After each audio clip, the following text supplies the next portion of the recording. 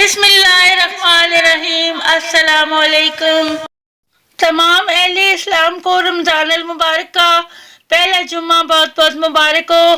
اللہ کریم اس ماہ مبارک کے صدقے ہم سب پر اپنی رحمتوں برکتوں کا نزول فرمائے، آمین۔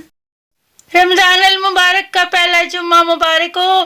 یا اللہ پاک اس جمعے کے صدقے میں پاکستان میں پہلے سے حالات بہتر فرما، آمین۔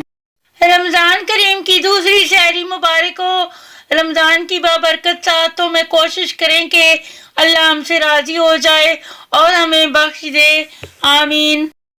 معلوم نہیں گناہ کتنے ہیں، لیکن اے ہمارے رب اس رمضان کے صدقے ہمیں بخش دے، آمین۔ رسول اللہ صلی اللہ علیہ وسلم نے فرمایا، جب رمضان کا مہینہ آتا ہے تو آسمان کے تمام دروازے کھول دیے جاتے ہیں، جہنم کے دروازے بند کر دیے جاتے ہیں اور شیاطین کو زنجیروں سے جکڑ دیا جاتا ہے۔ رسول اللہ صلی اللہ علیہ وسلم نے فرمایا، جو اللہ کے راستے میں دو چیزیں خرچ کرے گا اسے فرشتے جنت کے دروازوں سے بلائیں گے کہ اللہ کے بندے یہ دروازہ اچھا ہے۔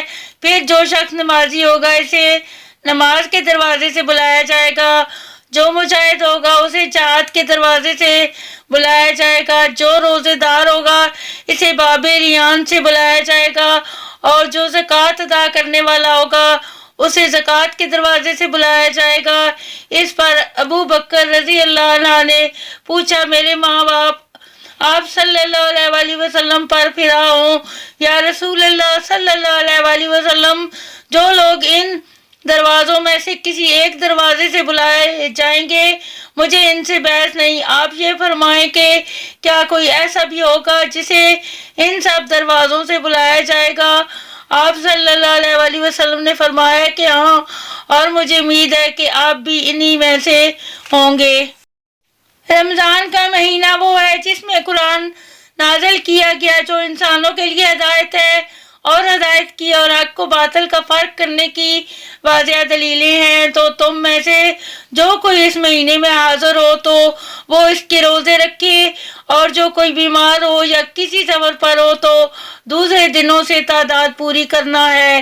اللہ تعالیٰ تمہارے ساتھ آسانی کا ارادہ رکھتا ہے اور تم پر تنگی کا ارادہ نہیں رکھتا، اور تاکہ تم تعداد پوری کر سکو اور تم اس پر اللہ تعالیٰ کی بڑائی بیان کرو جو اس نے تمہیں ہدایت دی، اور تاکہ تم شکر گزار بنو۔